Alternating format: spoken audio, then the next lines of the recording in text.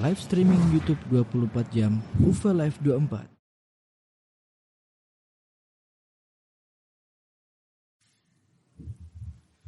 Innal hamdalillah nahmaduhu wa nasta'inuhu wa nastaghfiruhu wa natubu ilaihi wa na'udzu billahi min shururi anfusina wa sayyiati a'malina.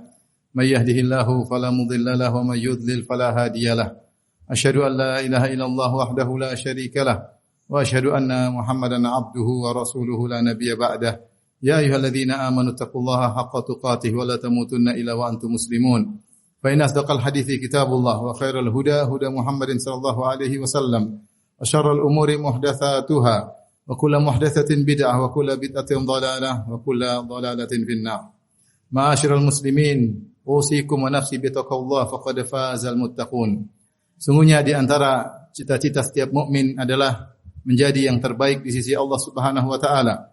Jika seorang telah menjadi yang terbaik di sisi Allah, tentunya dia akan mendapatkan surga yang terbaik pula.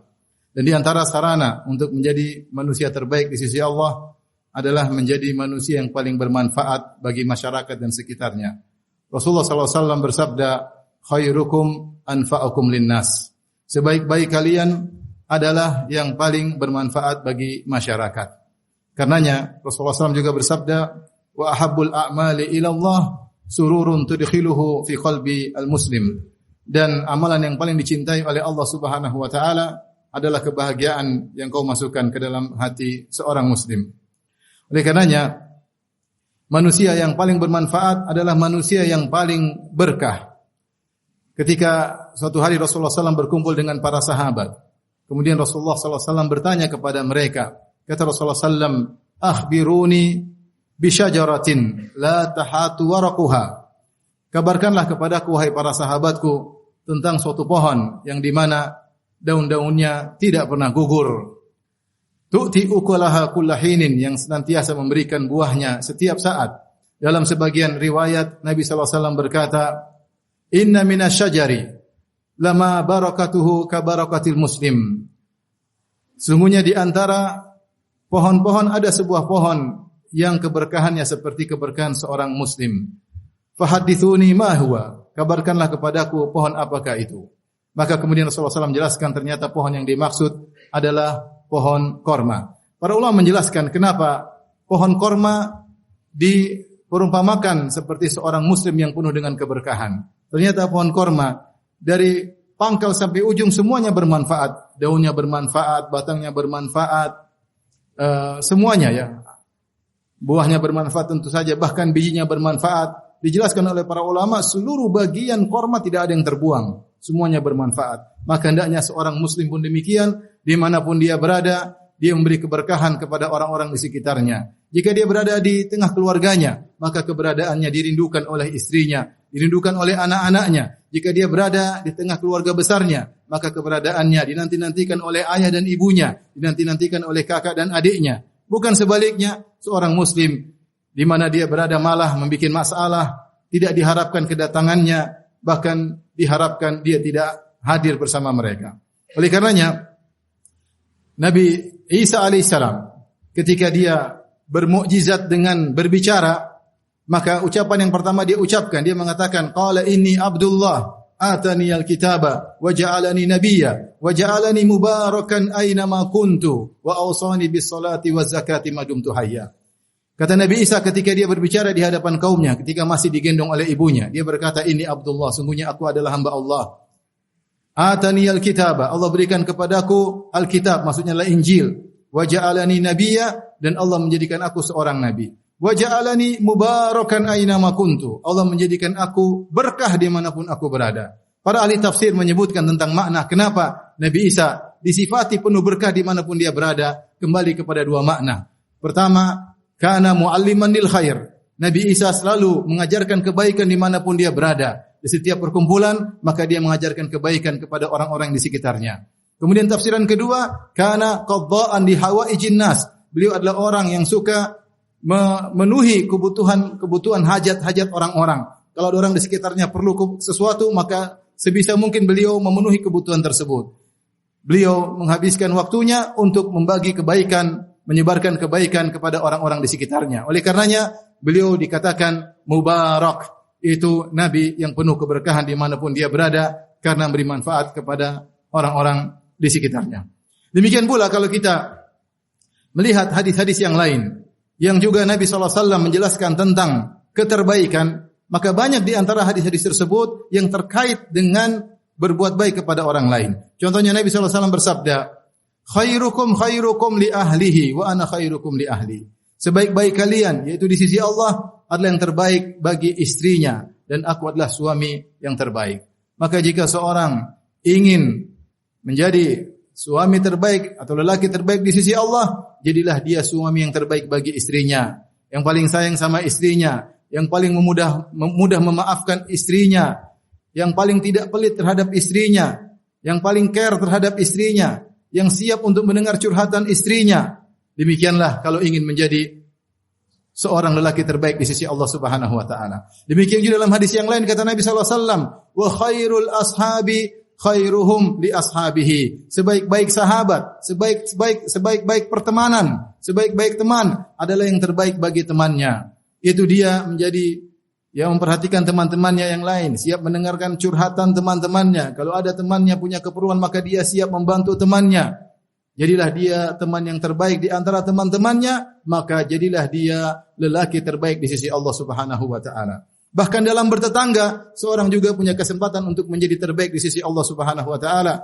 Kata Nabi sallallahu alaihi wasallam, "Wa khairul jirani khairuhum li jarihi." Sebaik-baik tetangga adalah tetangga yang terbaik bagi seseorang yang terbaik bagi tetangganya. Jika Anda ingin meraih keterbaikan di sisi Allah Subhanahu wa taala, berusahalah menjadi tetangga yang terbaik. Lihatlah diri kita, apa kita sudah menjadi tetangga yang terbaik? Sudahkah kita membagi-bagi makanan kepada tetangga-tetangga kita? Sudahkah kalau tetangga kita sakit kita menyenguknya? Sudahkah kita bertamu untuk menanyakan tentang kondisinya? Apalagi di antara kita banyak tetangganya yang susah hidupnya, banyak yang miskin hidupnya. Maka carilah kesempatan untuk meraih keterbaikan di sisi Allah dengan menjadi tetangga yang terbaik. Aqulu qouli hadza astaghfirullah li wa lakum wa lisa'il muslimin kulli dzamb wa khati'ah fastaghfiruhu innahu huwal ghafurur rahim.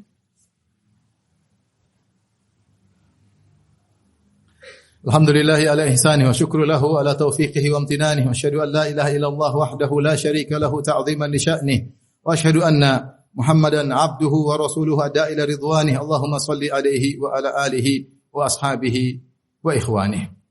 Ma'asyiral muslimin, sebagaimana dengan membantu orang lain menjadi orang yang diridhukan dan dinantikan keberadaannya di tengah-tengah masyarakat menjadikan seorang meraih keterbaikan di sisi Allah, maka sebaliknya, jika orang dibenci oleh masyarakat karena kelakuannya, karena lisannya, dibenci oleh anak istrinya, tidak disukai oleh kedua orang tuanya, dibenci oleh teman-temannya, maka bisa jadi dia meraih keterburukan di sisi Allah Subhanahu wa taala. Dalam satu hadis Nabi sallallahu alaihi wasallam bersabda, "Inna min syarrin nasi manzilatan indallahi yaumal qiyamah man wada'ahu an-nas ittiqa'a fuhsyih."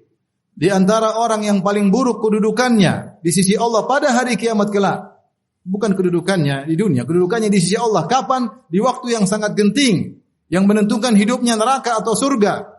Itu paling buruk kedudukannya di sisi Allah pada hari kiamat kelak. Siapa? Seorang yang ditinggalkan masyarakat karena buruk lisannya. Orang tidak nyaman dengannya. Di rumah istrinya tidak nyaman dengan dia.